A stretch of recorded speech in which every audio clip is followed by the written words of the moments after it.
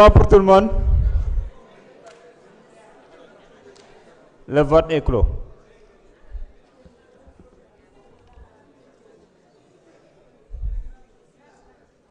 Honorable, waxal Abdou mu noppi.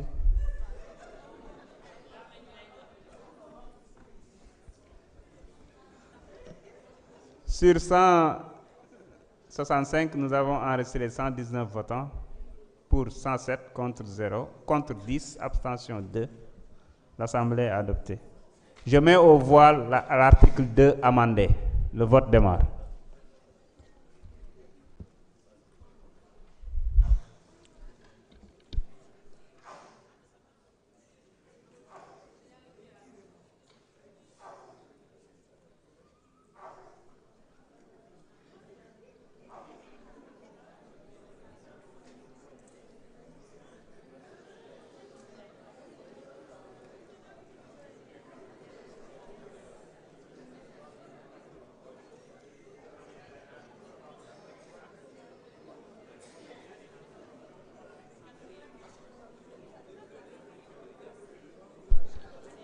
La technique, pour nous qui jouons Jolof ak Fouta, je pense qu'il faut mettre 22 ou 23, la clim.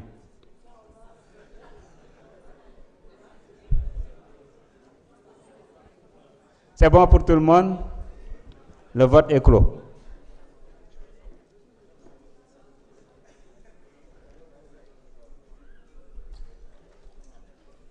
Sur 165, nous avons enregistré 140 votants, dont 21 par procuration, pour 128, contre 10, abstention 2. L'Assemblée a adopté. Monsieur le rapporteur pour l'article 3.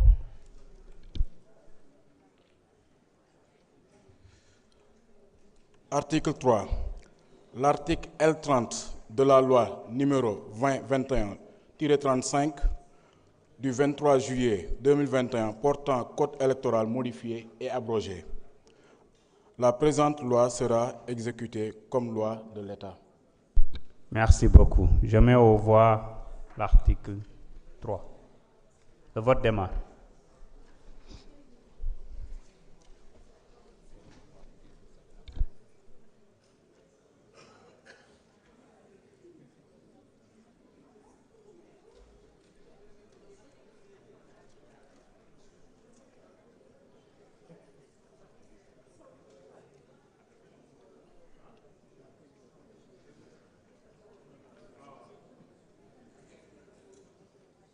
C'est bon pour tout le monde?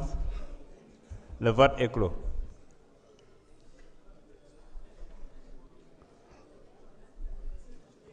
Sur 165, nous avons enregistré 140, dont 21 par procuration, pour 127, contre 11, abstention 2. L'Assemblée est adoptée.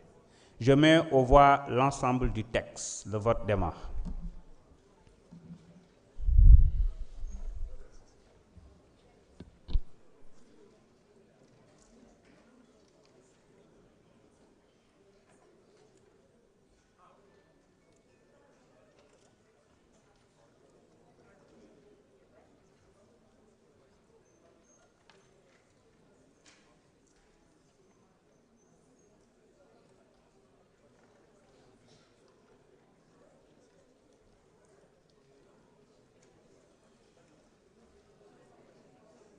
C'est bon pour tout le monde?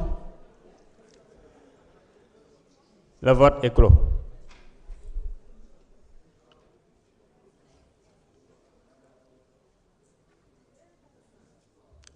Sur 165, nous avons enregistré 141 votants, dont 21 par procuration, pour 128, contre 11, abstention 2. L'Assemblée a adopté. Je voudrais féliciter les auteurs de la proposition de loi, ainsi que le ministre de l'Intérieur.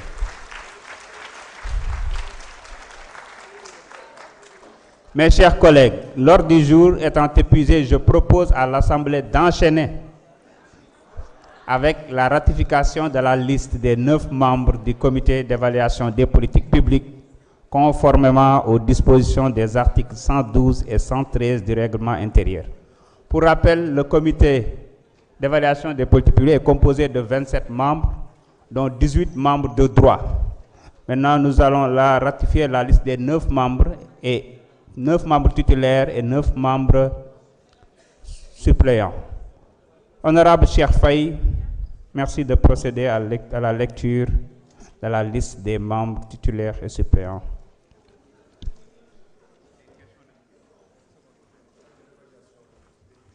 Monsieur le ministre, vous pouvez vous libérer si vous voulez. Salam alaikum. Liste des membres du comité d'évaluation des politiques publiques.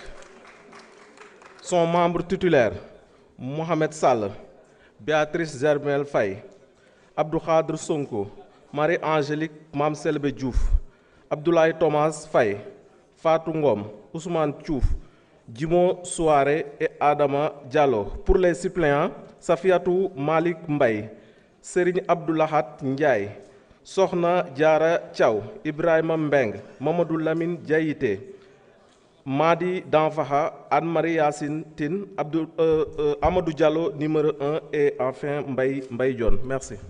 Merci beaucoup. Je mets au voie la liste. Le vote démarre.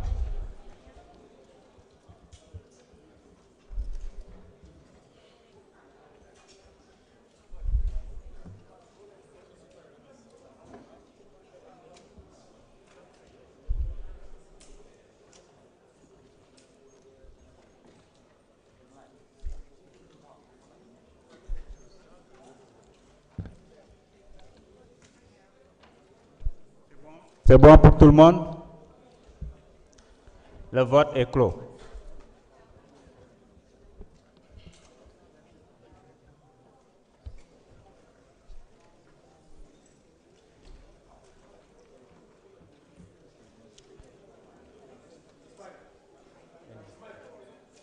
Nous avons enregistré au total 139, dont 22 par procuration.